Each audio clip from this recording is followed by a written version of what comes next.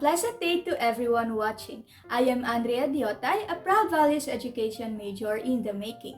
In this video, I will talk about my insights and reflection in taking the course Instructional Materials Development with Technology in Values Education.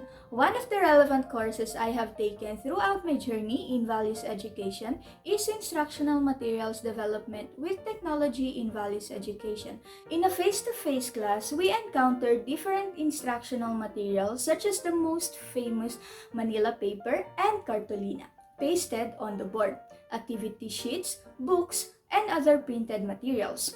While these are still relevant during the distance learning, teachers face the technological challenges brought by the new normal, especially in the online classes. That is why, as a future teacher who does not have any idea what will happen when we graduate, whether we are going to teach face-to-face learning or in a distance mode of learning, I am really thankful for this course where I have learned and discovered relevant instructional materials online.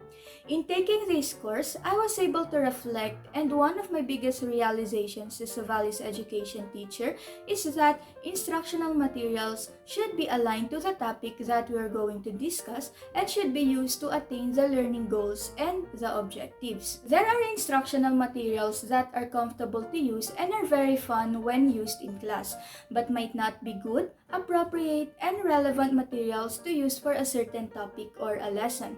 While we are also aiming to get our students hyped up for our discussion through using instructional materials on our activities, the biggest question we must ask ourselves is, are the instructional materials good, appropriate, and relevant to the lesson objectives, or will these be used mainly just for the fun?